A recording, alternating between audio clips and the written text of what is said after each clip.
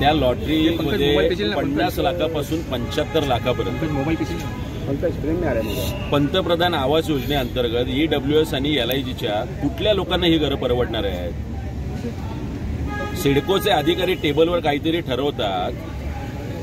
पंतप्रधान आवास योजनेच्या योजना छत्तीसगड, दिल्ली आणि स्वतः गुजरातमध्ये वेगळ्या राबवल्या जातात. तिथे घरं स्वस्त असतात, एरिया जास्त असतं, क्वालिटी असते. काही वर्षापासून सिडको तळोजाला घरं बांधते. अत्यंत निकृष्ट दर्जाची घरं सर्वसामान्यांच्या माथी मारते आणि त्या घरांच्या किमती 50 लाखापासून 75 लाख रुपये ठेवल्या जातात. वाशीमध्ये स्वतः वाहनतळ आहे, ट्रक टर्मिनल आहे. इथे सगळं स्वतः EVचं आपण चार्जिंग स्टेशन, म्हणजे त्याच्यातून पैसे कमवणारच आहे सिडको. बरं, खारघर स्टेशन आणि हे ह्या जागा कुणाच्या आहेत? ह्या का विकत घ्याव्या लागल्या का सिडकोला? अहो, हे पार्किंग आहे. मग आपण त्याच्या जमिनीचे भाव कसे काय लावले?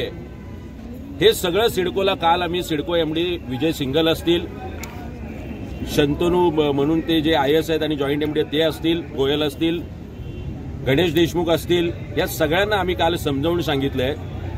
चेहऱ्यावरचे हावभाव त्यांना कळलेले की त्यांची चूक झाली, पण ही चूक मान्य करायला सिडको अद्याप तयार नाहीये.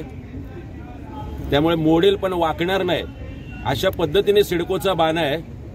त्यांना मोडायला आणि वाकायला आज हा इंजेक्शन मोर्चा आम्ही आणलाय. आजच्या इंजेक्शन दिल्यानंतर सुद्धा त्यांचा बाणा तसाच शिल्लक राहिला. येत्या 11 आणि 12 तारखेला घरं सिडकोची महाग का आणि घरं स्वस्त का झाली पाहिजे याचं एक चित्रांचं अभ्यासू असं प्रदर्शन आम्ही वाशी येथे लावणार आहोत.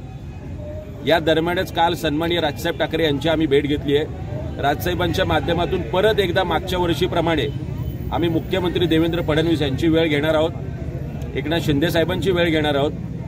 माझं या माध्यमातून सगळ्या 288 आमदारांना आव्हान आहे.